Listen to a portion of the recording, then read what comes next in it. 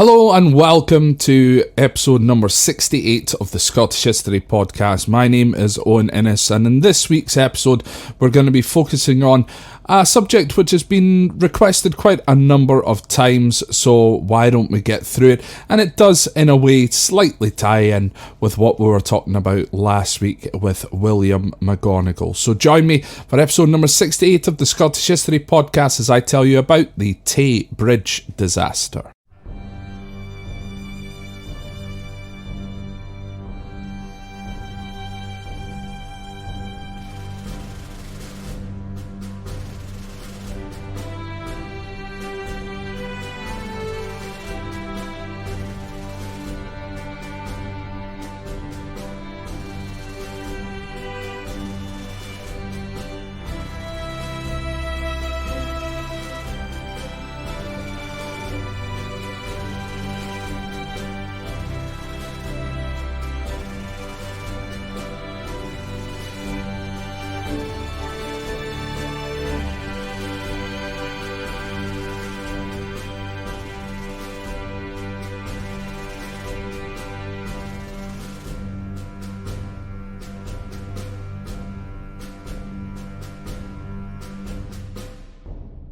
So last week we focused on possibly the worst poet in the world, or was he even the world's greatest comedian, William McGonagall.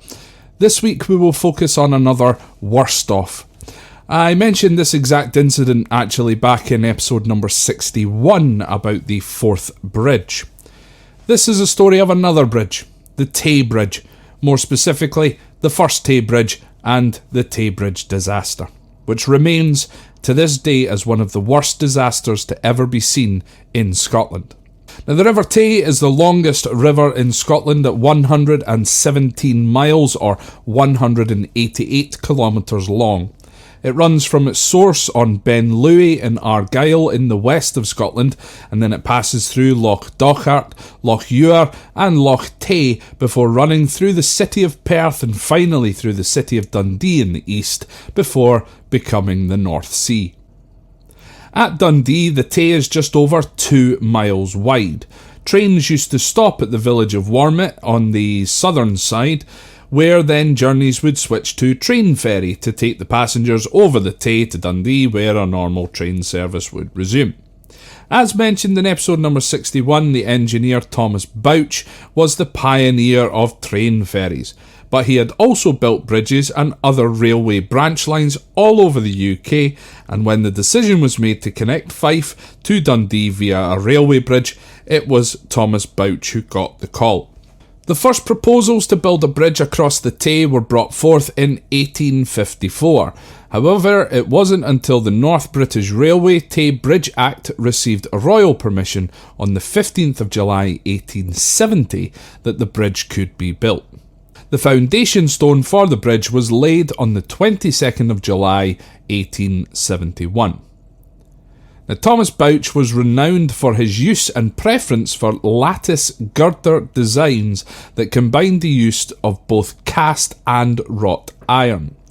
Previously, a bridge in Chester in Cheshire in England, with a similar design to what Bouch had chosen for the Tay Bridge, collapsed in 1847.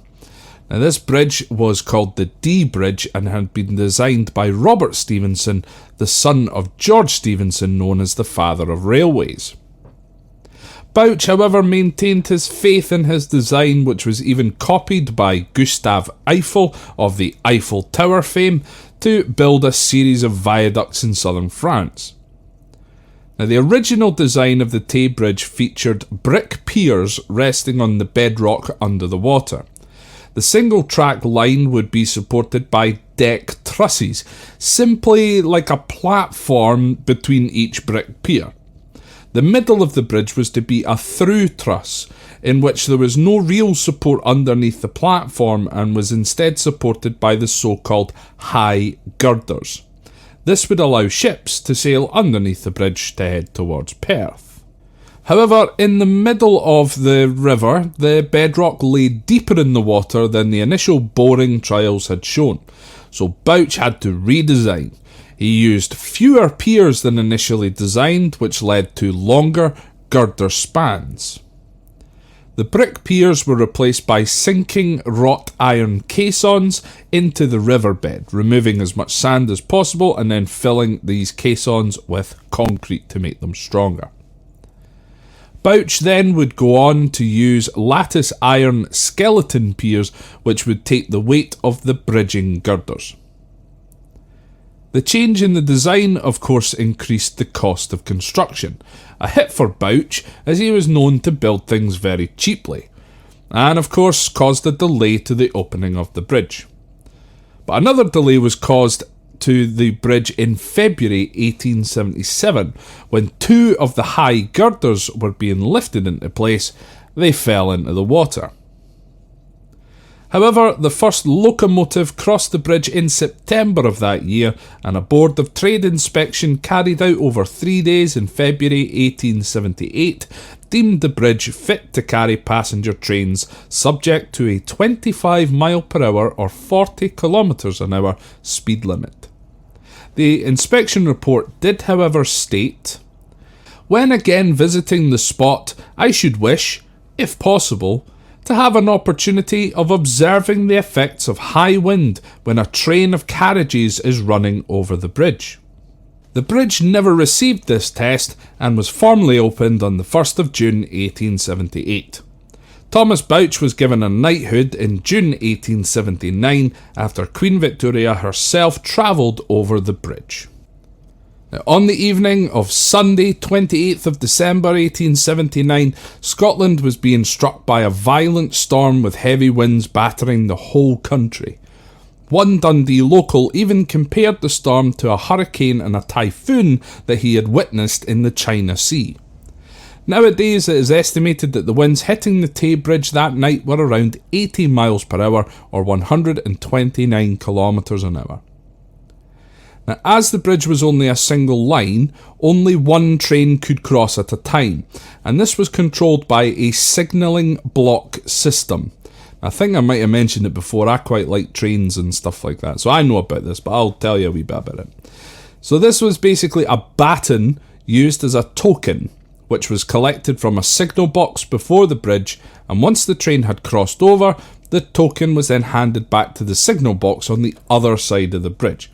Now this stopped two trains being on the one single line at the same time. At 7:13 p.m. that Saturday night, a train coming from Burnt Island in Fife slowed down at the Wormit signal box to collect the token to cross the bridge towards Dundee.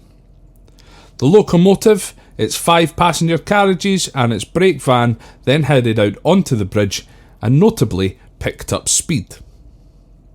The signalman went to note the train in the ledger and then stoked the fire in the signal box. His friend in the box, a man called John Black, instead watched the train. Around 200 yards, 180 metres, onto the bridge, Black states that he saw sparks coming from the wheels of the right side of the train, which he had also seen on the previous train crossing the bridge. He then states that he saw a large flash of white light as the train reached the high girders section of the bridge. And then, nothing. The train's tail light had also completely disappeared, as though the train had just simply vanished. Black told the signalman of this, but he didn't actually believe him. The signalman looked out to the Dundee side of the bridge, but as Black had said, there was no sign of the train whatsoever. He then tried to connect to the signal box at Dundee, but he could not connect to there. It was as if the phone lines had been cut. Now in Dundee, 2 men, one man called James Roberts, who was a locomotive fireman in Dundee, and his friend James Smith became worried when the train failed to show up at Dundee station. The two decided to walk across the bridge to see if they could locate the train. The wind got too much for James Smith and he turned back, but James Roberts kept going. And it was he who discovered the gap. The bridge at the high girders had completely disappeared into the water. I must also add here as well, there is a great painting of James Roberts peering over the side of the bridge, looking down into the dark water. I'd have a look for that if you can find it online. The following morning, all that could be seen was a gap where the high girders should be. The girders themselves were poking up just above the surface of the water. Now, rescue divers were sent underneath the water to observe the scene. Now, the entire train, including the locomotive, were encased inside the high girders underwater. There were no human survivors. The only survivor of this disaster was the locomotive, North British Railways Locomotive 224. It was first attempted to be recovered, but its chains broke, forcing it back underwater. A second attempt was made, but again the locomotive fell back into the water. It was finally recovered on its third try. The locomotive, believe it or not, was actually restored and put back into service. From then on, it was nicknamed the Diver, for obvious reasons. The drivers also refused to drive the Diver over the rebuilt Tay Bridge when they rebuilt it.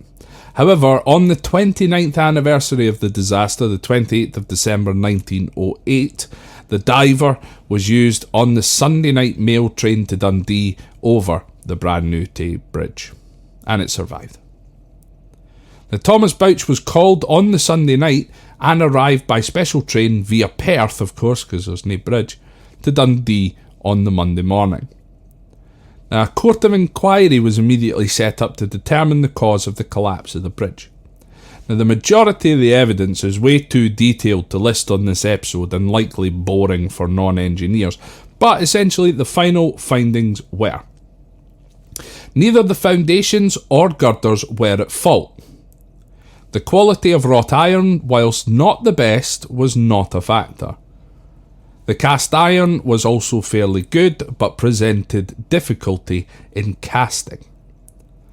The workmanship and fitting of the piers was inferior in many respects. The cross-bracing of the piers and its fastenings were too weak to resist heavy gales. There was insufficiently strict supervision of the iron foundry which had been set up in Warmit and Fife to help build the bridge. Supervision of the bridge after completion was also found to be unsatisfactory. The person left in charge had no experience of ironworking. The bridge was built out of iron. Loose ties in the connection of the ironwork were never reported, and the 25 mph speed limit that was set up was not strictly enforced and very often exceeded. Now, the new Tay Bridge, and that's the one that exists today, was built again by North British Railways and William Arrol and Company, who also built the Forth Bridge, the subject of episode 61. Now, this one is a dual track and was built between 1883 and 1887, kind of combined with the building of the Forth Bridge. It was built just 18 metres away from the original bridge, and today you can actually still see the original masonry from the first bridge at low tide. In total, the death toll for the Taybridge disaster is still to this day quite controversial. Some say there were up to 300 people on that train that night. However, only 56 ticket stubs were collected at the station before the bridge. The ticket officer reported seeing a few season ticket holders on board who wouldn't give up a ticket, and as well as 11 passengers who retained their tickets as well. So the reported loss was 75 people, but the inquiry states 59 known victims, of which there was only 46 bodies recovered. Now, living in Dundee at that particular time was Sir William Topaz McGonagall, the Knight of the White Elephant, Burma, and he wrote probably his most famous work about the Tay Bridge disaster. Beautiful railway bridge of the silvery Tay, alas, I am very sorry to say that 90 lives have been taken away on the last Sabbath day of 1879, which will be remembered for a very long time. 'Twas about 7 o'clock at night, and the wind it blew with all its might, and the rain came pouring down, and the dark clouds seemed to frown, and the demon of the air seemed to say, I'll blow down the Bridge of Tay. When the train left Edinburgh, the passengers' hearts were light and felt no sorrow, but Boreas blew a terrific gale, which made their hearts for to quail, and many of the passengers with fear did say, I hope God will send us safe across the Bridge of Tay. But when the train came near to Warmit Bay, Boreas he did loud and angry bray, and shook the central girders of the Bridge of Tay on the last Sabbath day of 1879, which will be remembered for a very long time. So the train sped on with all its might, and bonny Dundee soon hove in sight, and the passengers' hearts felt light, thinking they would enjoy themselves on the new year with their friends at home they'd loved most dear, and wish them all a happy new year. So the train moved slowly along the Bridge of Tay until it was about midway. Then the central girders with a crash gave way, and down went the train and passengers into the Tay.